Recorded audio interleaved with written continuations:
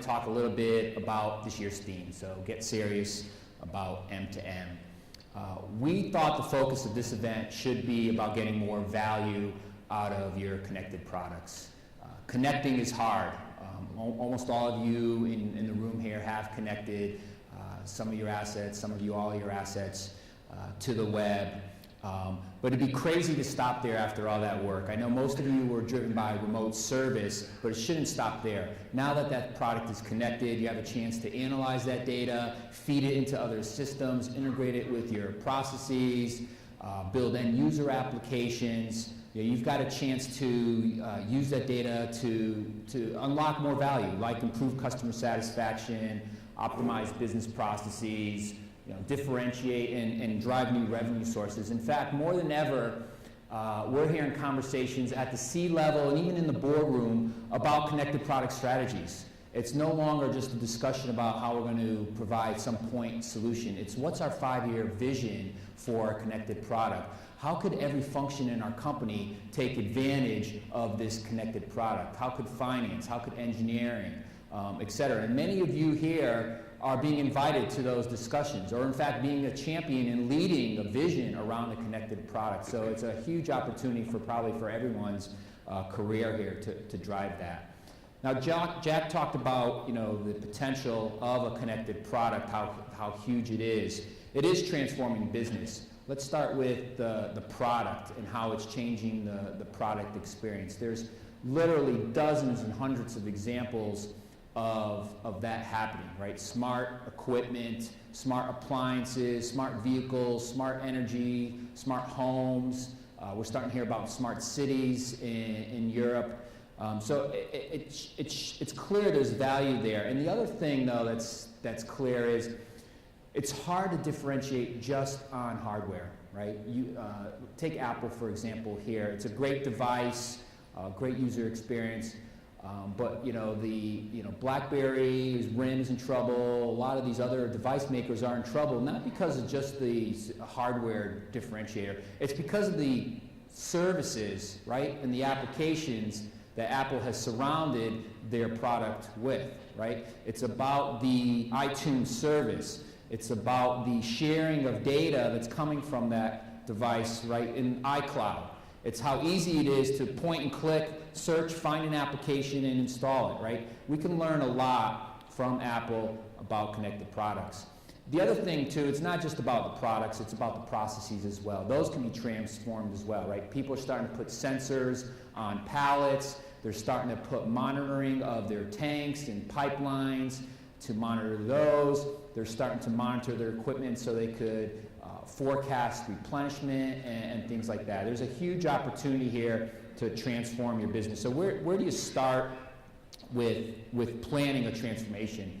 And what I wanted to do for the next 5 minutes, and then we'll get into the customer example, is step you through this maturity model that we've come up with. It's really a map, because one of the first steps about getting serious is understanding where you are today, right? Understanding what others are doing in your space and in general in M2M, and then understanding where the industry is and what's going on in the industry. So step 1, right, you get to level 2. So the way this curve works is as you move from left to right, you get more value by entering each of these levels. So step 1 is connecting, right? Everyone here in this room has connected in some way, and you're not stopping there. Some of you are looking for ways to more efficiently manage your agent. Some of you are looking to enter new countries or new markets where maybe you need wireless or cellular or satellite. In fact, there are 2 sessions in this week's agenda around wireless. There's a getting started that AT&T is leading, and then there's Joe Byron's leading a more technical session that gets into our technology, how we can help put in wireless connectivity. Usually after you connect, and what the driver for connecting is often remote service, right? It's about now taking costs out of how you deploy service, right? The value props there are obvious, right? Avoiding truck rolls, not having to send people to the assets, pushing software to the asset. In fact, many of you in the room here have even branded your remote service offerings and some of you charge for it, some of you just use it as a differentiator. We realize remote service is core to M2M. It's core to the value props of a connected product. So look for us to continue to invest heavily in this area. In fact, there's a session on 2 new applications coming out. We have our next generation of software management coming out called Connected Content.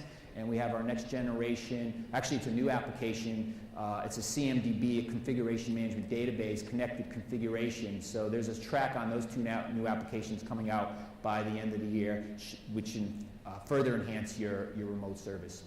So step 4 is about analyzing that data, right? It's about feeding that data maybe into a data mart or a BI environment, trying to understand maybe some patterns that could trigger some preventive maintenance, or it could be understanding the user behavior so you can improve features on the product.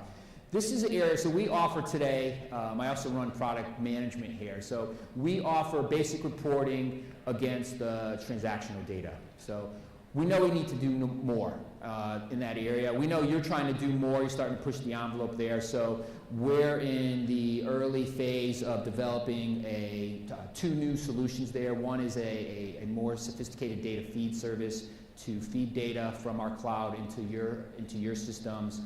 We're also working on a data mart. So we have to, if you're really going to start to do heavy analytics, you really need to do a star schema, multi-dimensional design, a thing that's optimized for kind of ad hoc reporting and things like that. So look for some advancements definitely in the next 12 to 18 months around this area.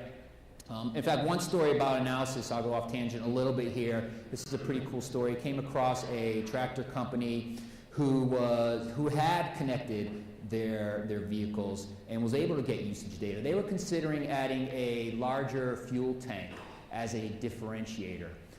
What they found out as they started to gather that data, they wanted to see how often people were running out of fuel and filling up again. What they found out is very, very infrequently did they actually ever run out or even get close, because most of the patterns were that in the morning they would actually tap off every morning when they were parked, someone would go around. So they actually changed the design based on that, decided not to add more cost and more heavy steel and hurt their margins, and were able to add other differentiators outside of the fuel tank. So level 5, we'll hear some examples here of a couple customers here who are feeding the data into their backends. This is about taking that data and feeding it into your ERP, CRM system. So what Axeda does, for those of you new to Axeda or even exploring it, we take a lot of that raw data coming from your device or asset and map it to a nice elegant schema where you have access to the configuration objects, alarms, logs, etc. We have a web services interface and message queue which allows you to then feed that data into these processes. And there's a bunch of processes that you could impact. Right? It could be the information about the location could feed an asset tracking application. The alarm could trigger a case. The usage data can feed a billing process, right? So some cool examples here in the room, Gerber's here. I thought this was a cool example of enhancing some of their back-end processes around case management and warranty management. They added sensors to track the temperature and humidity in the operating environment. Gerber Scientific does large apparel equipment, cutting equipment, apparel printing equipment. If it's not in the right temperature, it doesn't work properly, right? Or sometimes it breaks down. By being able to track whether customers were adhering to the operational guidelines, they could actually save a lot of money on warranties, right? A lot of you have expensive costs related to servicing your products when they break down, and you have no choice, customers are under warranty, unless they're not properly using the equipment. If you're able to sense that they're not, this is a great example what Gerber's done there of that. Waters does one of the first integrations that a lot of you have done or are about to do or are thinking about, which is integrating asset data into your CRM system, right? Here, for them, they're triggering a case in the back end. And then Sealed Air makes the bubble wrap and packing materials. You can see there in the picture. In some cases, it doesn't make sense to buy a large piece of capital like that, and here they use the reports around the usage to feed their billing process. So lastly is the level 6, and here it's about connecting. Actually, so far we talked about using the data for internal use and employees. This level is about getting that data to the customers, right? Building new applications for the end user of the product. So we heard last year, All Traffic was here on stage. They had a great example of, here's a company that did those speed signs, where it was a hardware company, built a web portal where the police municipalities were able to log in. They were able to see a map of where their equipment was, whether the battery was dead, whether it left a geofence area, maybe it was stolen. But more importantly, they could look at traffic patterns and share that data with citizens. They turned themselves in from a hardware company into a software as a service company. Plenty of examples here of other applications you can build, mobile apps, consumables, asset locator, even see if you're adhering to compliance, etc. So this is the curve. There's a white paper available. Some of you already have it. It's on our website available. It's a good roadmap to map where you are and where you want to go.